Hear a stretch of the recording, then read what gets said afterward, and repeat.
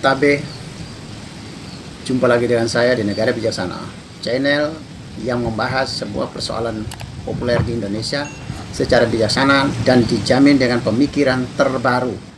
Baru-baru ini di negara kita, Indonesia tercinta ini, heboh soal usia calon wakil presiden dan calon presiden. Dari yang biasanya 40 tahun menuju 35 tahun. Dengan catatan asal punya pengalaman terpilih di pilkada, artinya pernah menjadi kepala daerah. Sehingga keputusan MK ini Mas Gibran bisa mendaftar. Lalu kontroversial ini akhirnya menyerang atau menyasar MK, Mahkamah Konstitusi, menjadi sangat jatuh ya marwahnya. Kepercayaan publik cukup terpengaruh dengan kasus ini. Sedikit tertolong oleh MK-MK, yaitu Majelis Kehormatan Mahkamah Konstitusi yang dipimpin oleh Pak Cimli Asidiki, mantan Ketua MK juga, sehingga menjatuhkan keputusan yang mengatakan ada pelanggaran kode etik yang dilakukan oleh para hakim MK, termasuk Ketua MK-nya. Sehingga kasus ini menjadi bisa diredam. Namun, secara hukum memang kasus ini bisa redam saat ini loh. Karena setelah para hakim MK ini dijatuhkan sanksi, dikenakan sanksi, terus keputusan MK tidak bisa dibatalkan. Ada UUD 45, konstitusi kita mengatakan keputusan MK adalah final, tidak dapat diganggu gugat. Salah ataupun benar, keputusan itu tetap berjalan. Lalu riuh rendah ini menjadi lebih tenang. Tapi pertanyaan kita, secara hukum memang saya akui bahwa ini dianggap selesai. Tetapi secara politik, bahkan lebih khusus lagi, secara kebijakan publik, ini belum selesai. Kasus ini berpotensi untuk selalu terulang ke depan. Mengapa demikian? Karena oleh orang-orang hukum ini digolongkan sebagai masalah usia karena tidak ada di dalam konstitusi. Konstitusi tidak pernah mengatur soal syarat tentang usia, batas atas dan batas bawah, itu tidak ada. Konstitusi kita tidak pernah mengatur begitu. Konstitusi kita hanya mengatur tentang capres dan cawapres harus memiliki kemampuan fisik, mental, spiritual, dan lain-lain ya. Jadi kemampuan, kata kemampuan diuraikan lebih jauh. Tapi tentang usia, UUD 45 kita tidak pernah mengamanatkan. Tiba-tiba di DPR kita mulai membicarakan itu. Akhirnya mencapai kesepakatan 2017. Diatur menjadi 40 tahun. Kalau kita lihat di sini, sebenarnya pembahasan tentang batas usia capres dan cawapres itu tidak ada yang diamanatkan dalam UUD 45. Lalu orang mengatakan ini open legal policy, artinya kebijakan yang terbuka, yang hak prerogatifnya ada di DPR. Jadi DPR boleh mengatur sesuatu yang tidak ada di dalam Undang-Undang Dasar 45. Saya tidak tahu ya, mengapa kok ada open legal policy. Itu kan menunjukkan bahwa status UUD 45 kita bukan lagi sumber dari segala sumber hukum. Sudah tidak. Karena hukum dibuat oleh DPR, oleh tugas legislatif, tetapi diperbolehkan untuk tidak berdasarkan UUD 45. Jadi tidak melawan, tetapi diperbolehkan.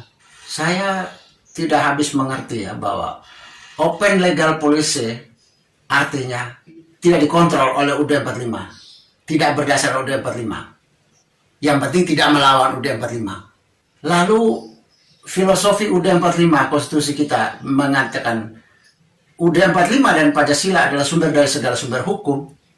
Lalu hukum yang mana lagi yang mau dijadikan patokan kita?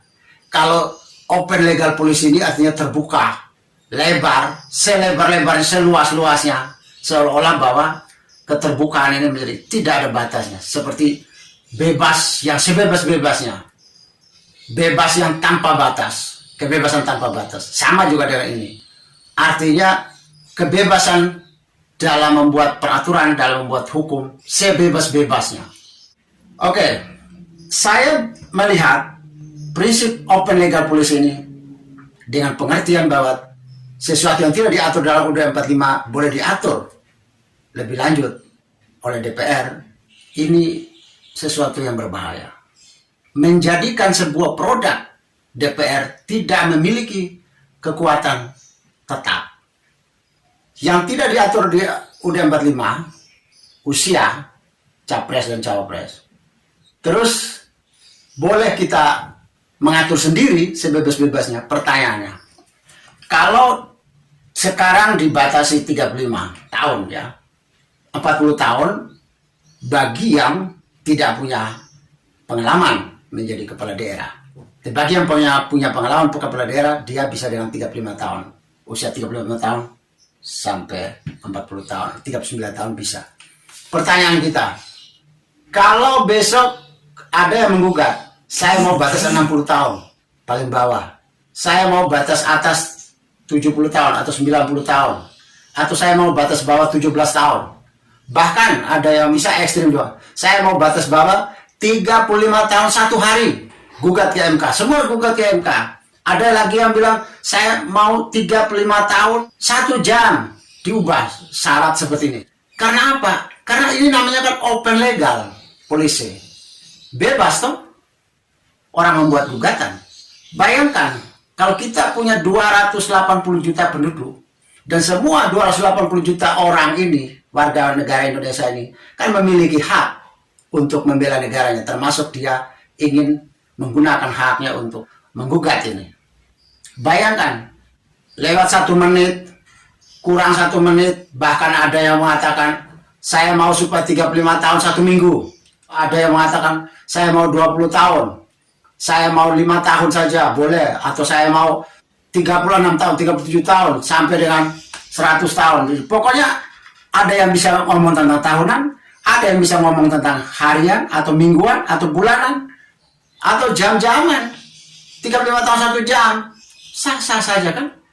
240 juta penduduk Indonesia punya hak untuk mempersoalkan, untuk menggugat ke MK dengan patokan time, dengan patokan waktu, tahun yang tidak ada batas, tidak ada ikatan, tidak memiliki kekuatan yang mengikat, tapi membiarkan orang bebas untuk memikirkan. Apa alasan bagi MK untuk menolak gugatan dari 280 juta penduduk? Satu persatu orang menggugat ke MK tentang ini, tentang penetapan usia. Kalau ini saja, masalah usia ini saja, semua orang boleh menggugat dan akan menggugat misalnya, maka pertanyaannya, memangnya MK ini setiap saat hanya mengurus soal usia capres dan cawapres saja? Bayangkan, persoalan begitu banyak soal konstitusi, tapi hanya satu persoalan, yaitu usia capres-capres akan digugat berjuta-juta orang. Dia bicara tahunan boleh, dia mau menggugat secara bulanan boleh, dia mau menggugat secara mingguan boleh, dia menggugat dari segi usia secara jam-jaman, menit-menitan, detik-detikan, boleh saja. Karena itu kan bebas, open. Ini yang berbahaya. Coba lihat sekarang nih. Di MK kan sekarang masih berkutat dengan sidang menyidang, masih menggelar perkara jalan terus karena jumlah penggugatnya masih banyak dan terus sekarang menerima gugatan. Misalnya sebentar lagi saya juga mau menggugat, misalnya saya ingin supaya 35 tahun 1 minggu usia capres. Apa alasan MK untuk menolak gugatan saya? Belum lagi besok tetangga saya, teman saya, saudara saya, atau dari mana-mana semua menggugat 35 tahun 1 minggu, 35 tahun 1 bulan, 35 tahun 1 jam. Semua orang menggugat dengan caranya sendiri-sendiri. Apa alasan MK untuk menolak, untuk tidak memproseskan? Karena itu kan hak setiap warga negara, dan hak itu dibenarkan juga oleh prinsip open legal policy. Bayangkan, kerja MK hanya untuk memutuskan soal usia capres-cawapres itu bisa berulang-ulang Sekarang aja belum selesai loh.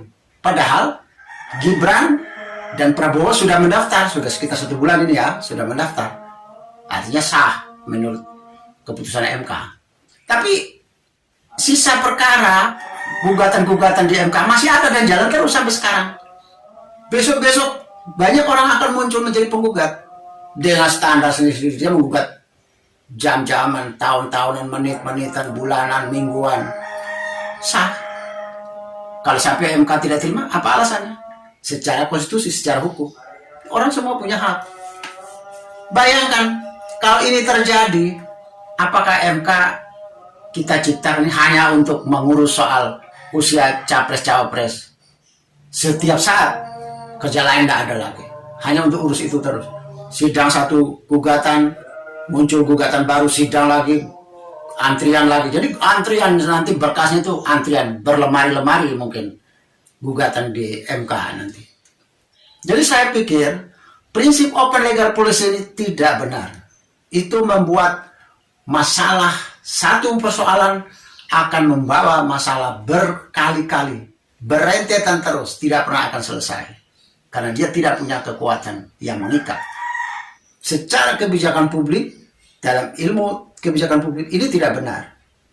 Prinsip kebijakan publik itu adalah memecahkan masalah tanpa menimbulkan masalah baru, atau memecahkan masalah tanpa mempertahankan masalah lama. Ini kan menimbulkan masalah baru.